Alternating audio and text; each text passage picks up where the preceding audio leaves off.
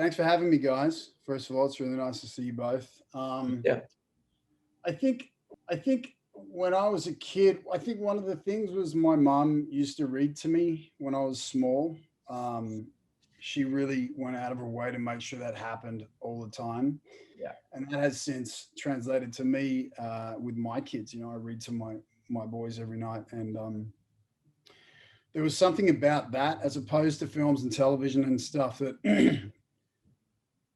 that forced me into my own imagination, Yeah. and she would do funny voices for the characters and stuff like that as well. So, but it started a relationship between me and my imagination and my capacity for like envisioning story. And I think so. I think books were the answer. Is really books were the beginning of it all. And which is really how we first told stories with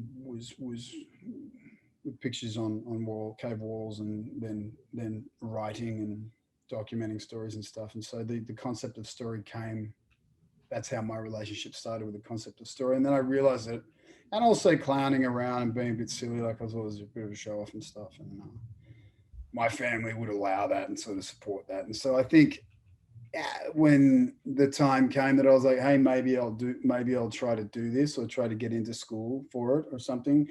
It sort of just made some sense, and I don't know. Yeah. I also think that the exposure to like theater and films and stuff was a Yeah. big part as well, though.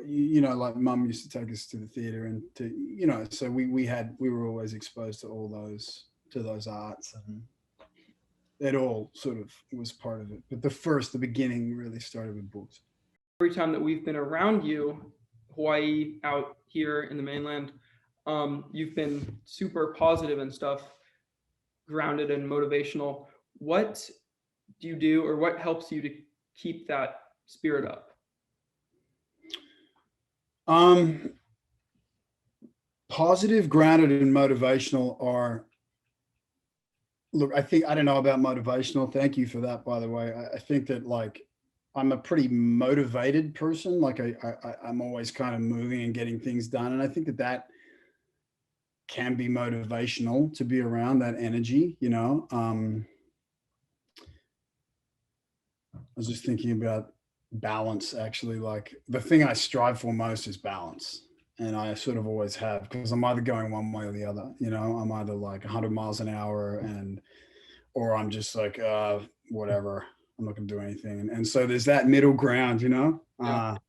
But I'm pretty motivated to keep moving, which is good, but can be burdensome on the people around me sometimes. Like I've had periods in my life when I've been more negative, and it doesn't serve me. It just doesn't. I don't know. It doesn't. What's the end game for it? You get to kind of. So I try to be positive because it feels better, and I enjoy my life, and I enjoy the people around me. And the people around me, most importantly, enjoy me more. When I'm positive. So that's really just a choice that I make. Grounded. I think I can give the appearance of being grounded, but I'm not really. I'm not really that grounded. Um, but I don't know. No, I think that what I would say about being grounded is that, because you guys, we've spent quite a lot of time together. We've gone diving.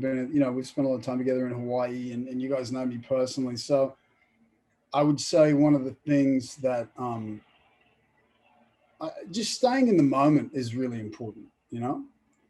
And that sounds a little kind of airy fairy, I guess, as I say it. But what I mean is, it's really easy to future trip. It's really easy to sort of. It's quite difficult to be in the moment for me anyway. I Yeah. mean, thinking about what hasn't happened yet comes more naturally, and thinking about what's already happened than just sitting peacefully.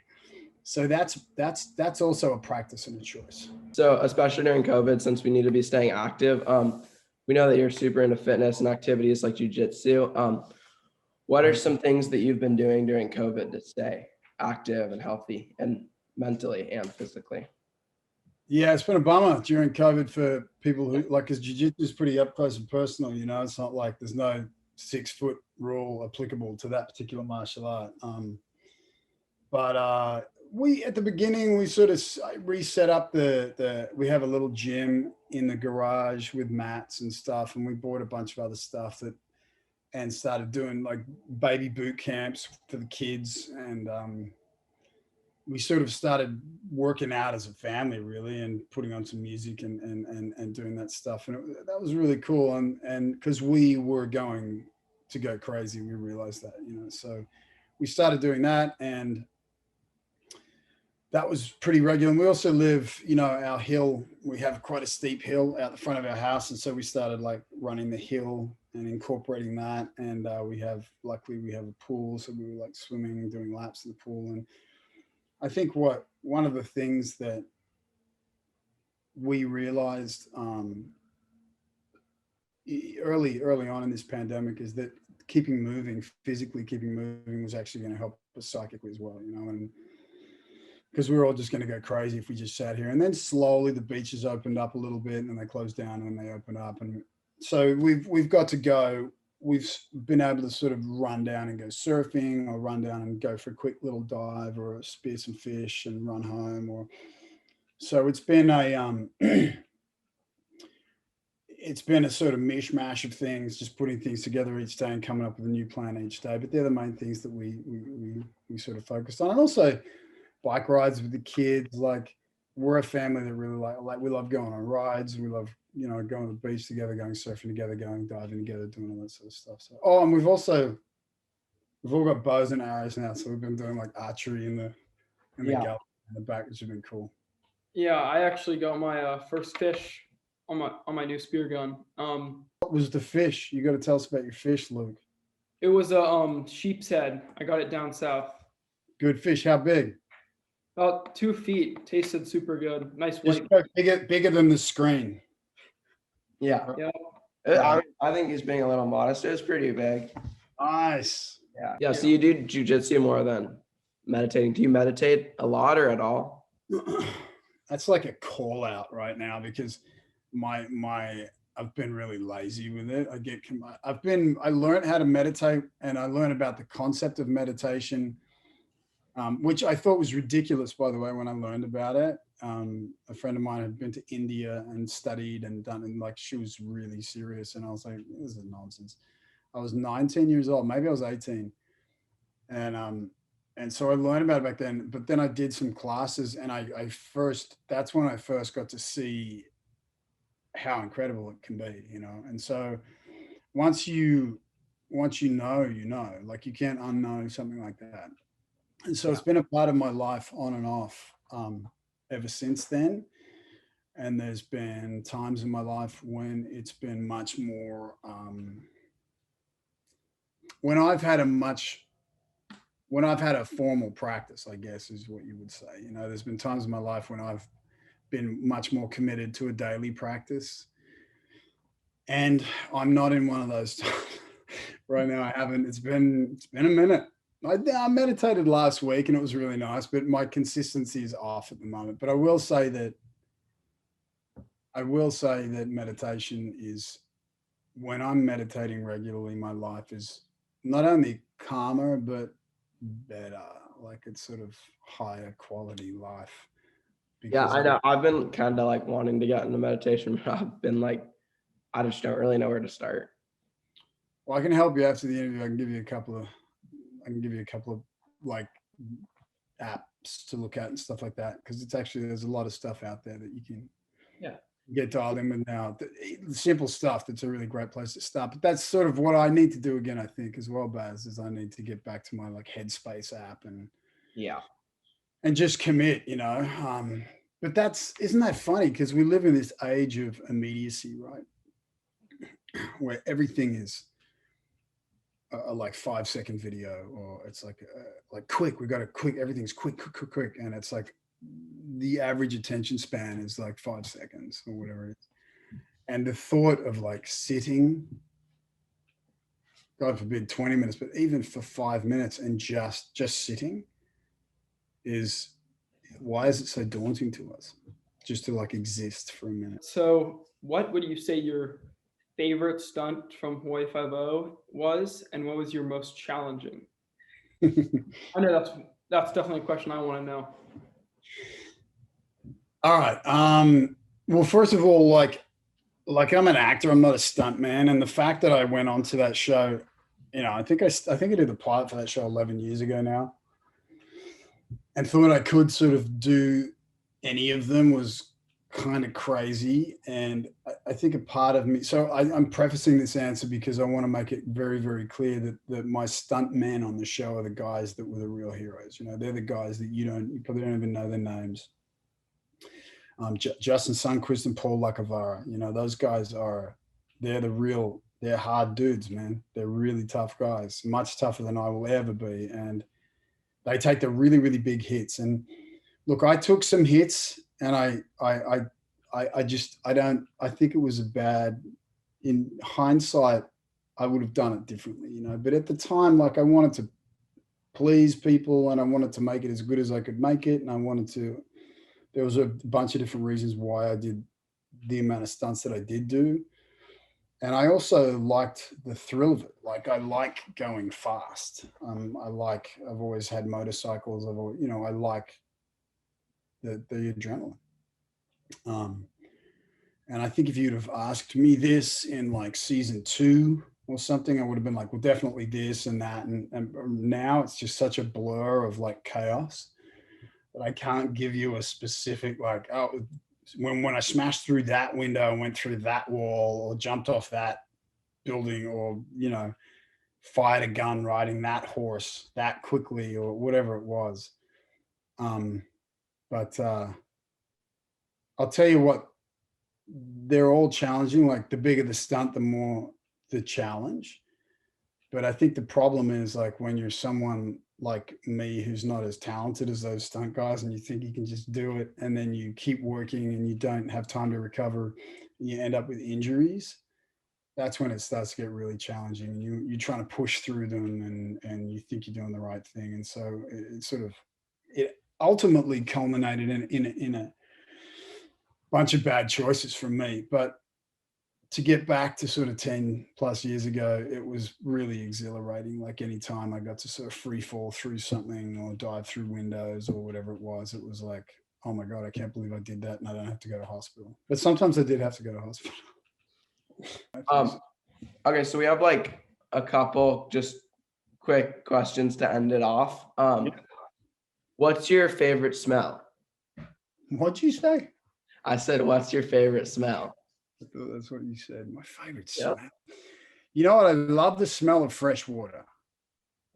And might sound weird, but like, I have a shower outside here, the shower I have out by the pool.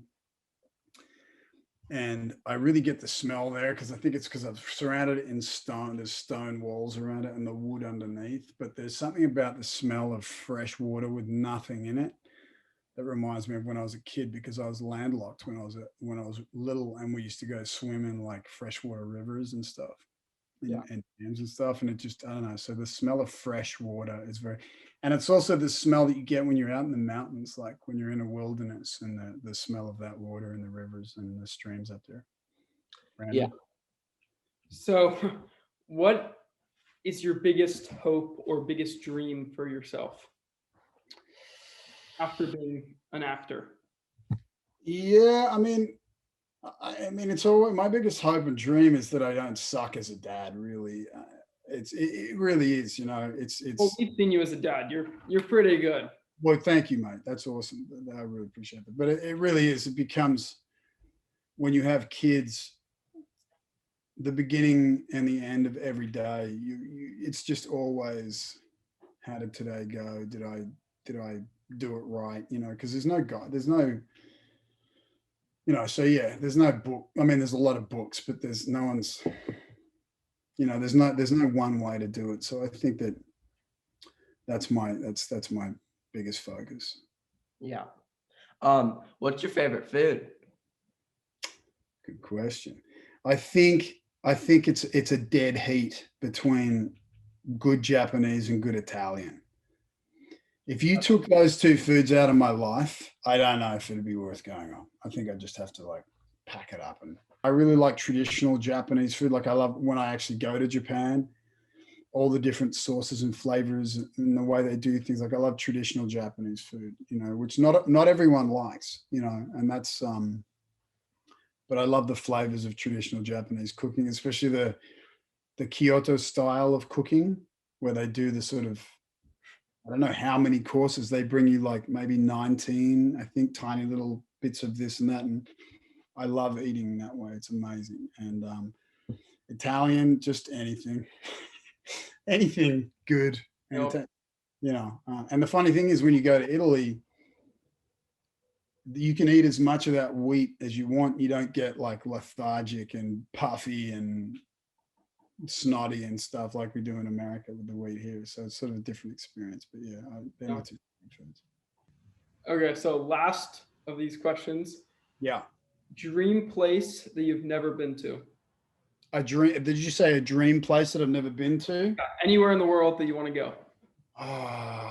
Africa, I think, is top of the list at the moment. There's a lot of places as well. I really want to go to Patagonia. See what I'm doing? I do this. You say 1 and I say 7. But So why Africa? Well, I think it's just that amazing, like all the big animals that they have that no one else has, and it's sort of where it all started. And